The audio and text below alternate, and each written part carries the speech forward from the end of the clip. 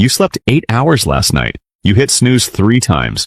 You dragged yourself out of bed feeling like you got hit by a truck. Your brain doesn't actually turn on until 11 a.m., and by then you've already wasted half your day in a fog. Meanwhile, someone you know sleeps 6 hours and wakes up sharp. Here's what nobody tells you. The problem isn't how long you sleep, it's how your sleep is structured. And you try. Go to bed earlier. You protect those 8 hours like your life depends on it, and you still wake up feeling like garbage. Because here's the thing. Your body doesn't care about hours, it cares about cycles. Sleep happens in 90-minute loops. Your brain needs to complete these cycles. When your alarm rips you out of deep sleep at hour 7, you feel worse than if you'd slept 6. Think of sleep like charging your phone. Your sleep works the same way, but there's a second problem. Your body runs on 2 systems. Sleep pressure, the longer you're awake, the more you need to sleep. Circadian rhythm, your internal 24-hour clock that controls when you feel alert or tired. Most people try to fix sleep by adding more hours, but they ignore the clock. Here's the brutal truth. Because your body can't predict anything. It can't prep your cortisol spike. It can't time your REM cycles. It's just guessing. And you pay for it every morning.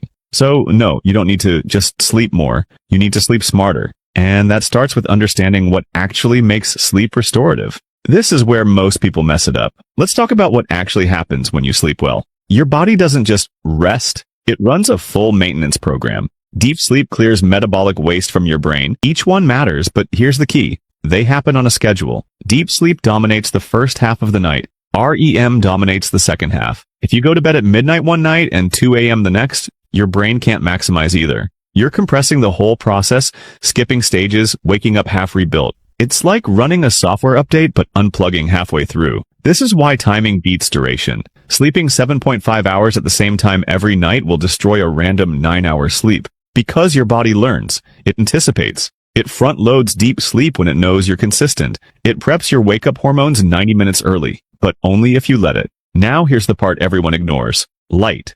Your circadian rhythm isn't psychic.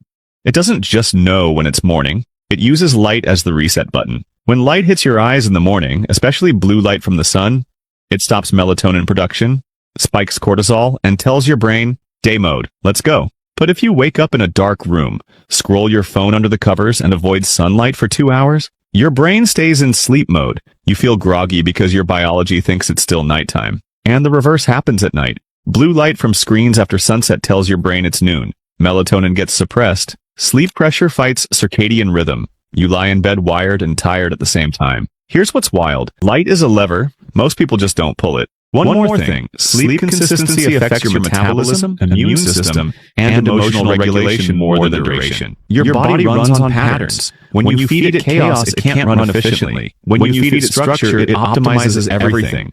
You don't need more sleep. You need predictable sleep. And once you have that, you can actually start sleeping less and feeling better. All right, let's build the system. It's about sleep efficiency, getting maximum recovery in minimum time. Step 1, lock your wake time, non-negotiable. Pick one time, same time, every day. Yes, even weekends. This is the single highest leverage thing you can do. Step 2, get light in your eyes within 30 minutes of waking. Sunlight is ideal. 10 minutes outside beats an hour indoors. The goal is to signal daytime to your brain as fast as possible. This kills sleep inertia and sets your circadian rhythm for the next 24 hours. Step 3, dim the lights after sunset.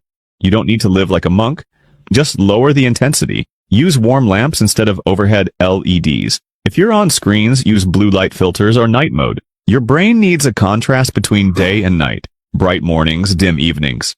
That's the pattern. Step 4, respect the 90-minute rule. If you need to cut sleep short, aim for multiples of 90 minutes. 6 hours, 7.5 hours, 9 hours. Waking up between cycles feels 10 times better than waking up mid-cycle, even if it's less total time. Step 5. Stop trying to catch up on weekends. Sleeping in destroys your rhythm. You're essentially giving yourself jet lag every week. If you're tired, go to bed earlier, but keep the same wake time.